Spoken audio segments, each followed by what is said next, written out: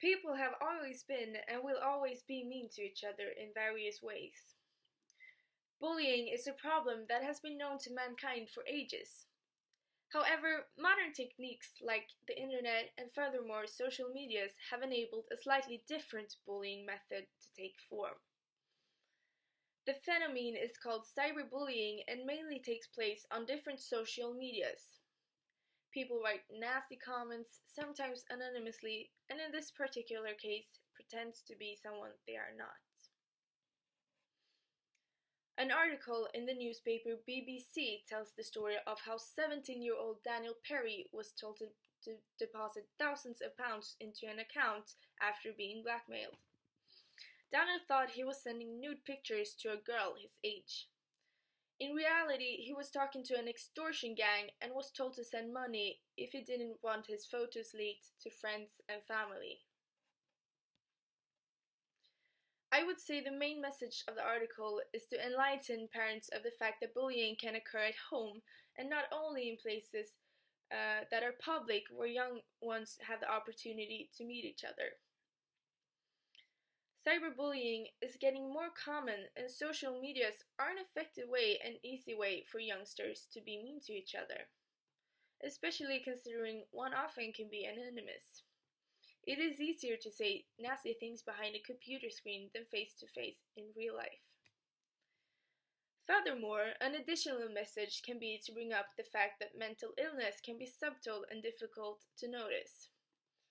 Hence, the article brings up a couple of signs to look for that could be the signals that one's child is not feeling well mentally. The fact that someone can even imagine to do something as abhorrent and despicable as bullying keeps surprising me. But sadly enough, I was not surprised by the content of the article. Nowadays, with all the different social medias, one often comes across cyberbullying, although perhaps not in its most raw form. For example, one rarely comes in contact with cyberbullying that results in suicide in one's circle of friends. However, these kinds of horrible occurrences often spread either way by going viral. Videos and posts of people sharing their experiences of cyberbullying and sometimes committing suicide afterwards occasionally go viral. And therefore, most people who have an account on a social media has some knowledge about the most brutal aftermaths, including myself. Hence, the subject and substance of this article does not really surprise me.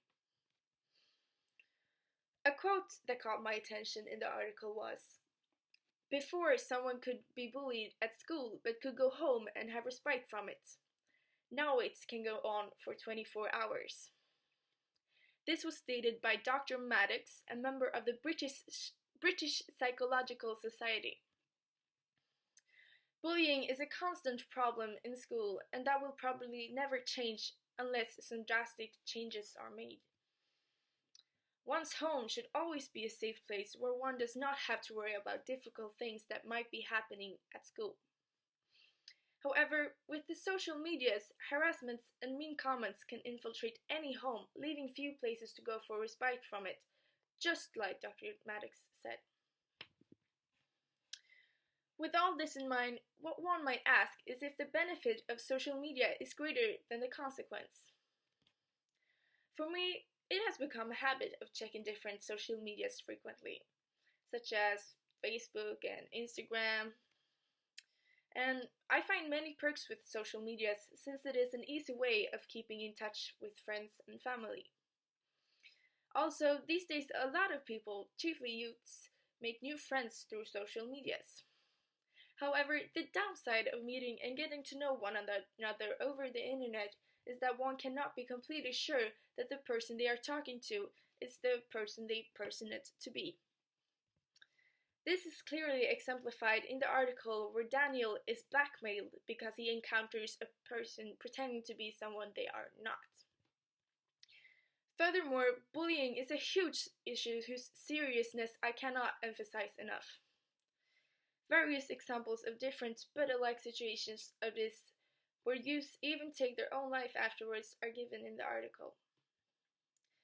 This makes you wonder if social media should even exist because of these horrible occurrences that happen to young people as well as adults, even though it is not as common. Suppose all social medias were taken down from public access. To be mean over the internet would become much more difficult, and the bullying would most likely reduce. Home could turn into a secure place free from the previously long arm of bullies. However, the perks of social media would completely disappear. Bullying, on the other hand, will never fully stop even if social medias are closed down. Hence, I don't think the problem lies within social medias, but rather the people using it. Thus, I think parents and schools need to take their responsibility and educate youths and children on this issue in order to prevent the bullying from continuing. As Lucy Russell from Young Minds, which is a leading charity in the UK committed to improving the emotional and mental health of youth and children, says in the article. The answer is not to close down these sites, but to help people develop resilience and understanding of themselves and their needs, and to help them find ways of meeting those needs in a better way.